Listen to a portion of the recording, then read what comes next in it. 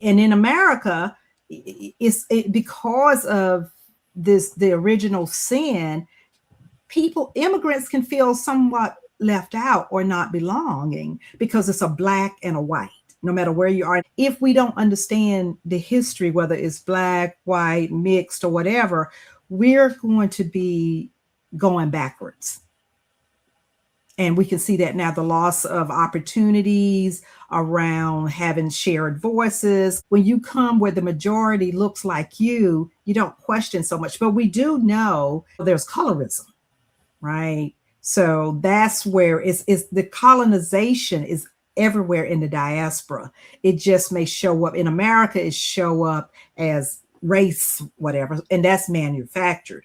And there's black and there's lighter, and we can look at the colorism, same as America, that a certain hue have more privilege and advantages than others. Africans and Black Caribbeans and Black Americans are different.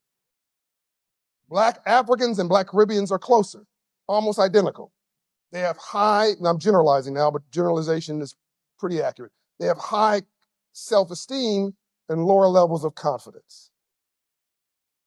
Black Americans have higher levels of confidence and lower levels of self-esteem.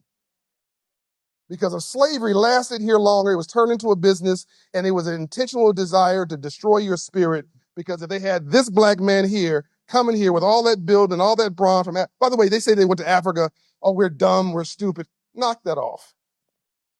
1600s, 1500s was an agricultural age. The wealthiest gold in America, in the world, were cotton crops and sugar crops and tobacco crops, which are in areas which were very humid, very hot, and the soil was almost dead. Who could master dead soil? Africans.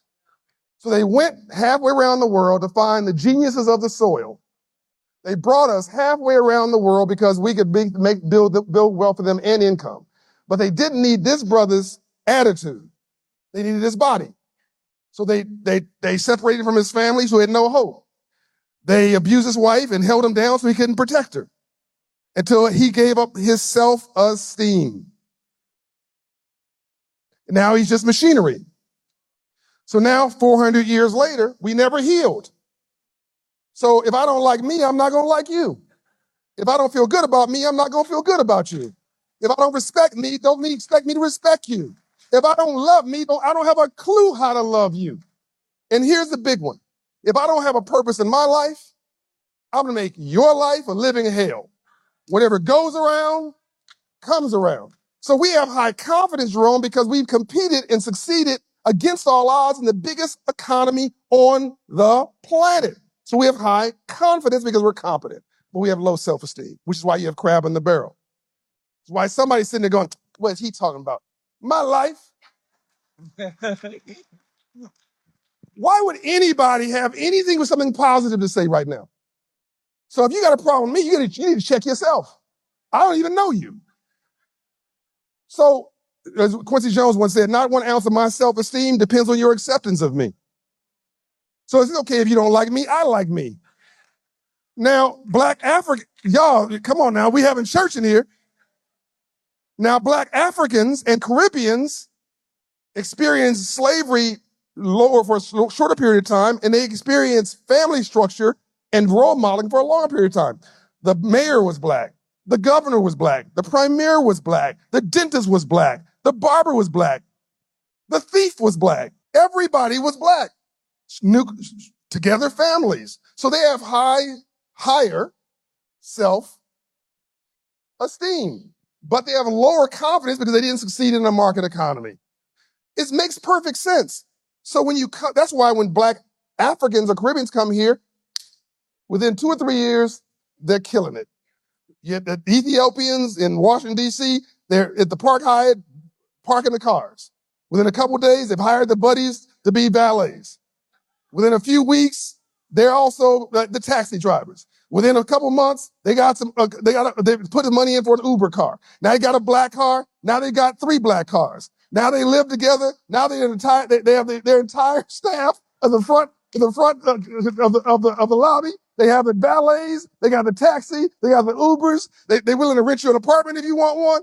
I mean, but that's because the hustle was the only ingredient that they missed, the opportunity. Black people, Black Americans are the role models for the world.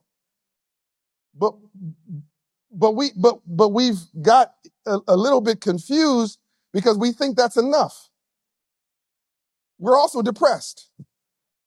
I think that 70% of Black Americans clinically undiagnosed depressed. And I can't prove that number. I love number. I can't prove that one. Whenever I talk to somebody, our people in a real conversation, can I get an amen? So when we're having a real conversation, we just have to heal so we can deal.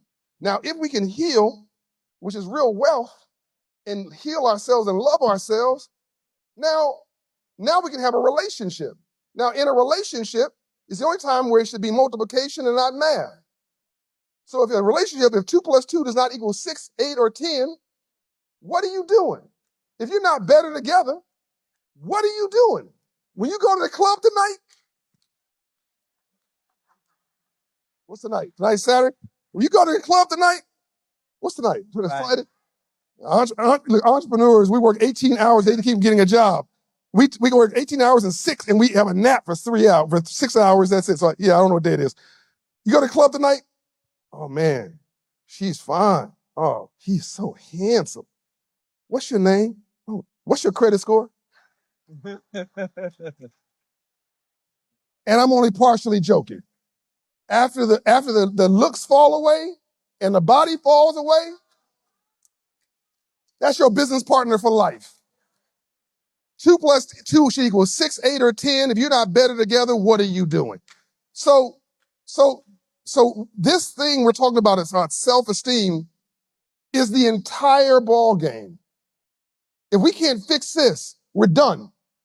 No one else can hurt us, we'll hurt us. If we can fix this, I believe we will and we are. No one can stop us.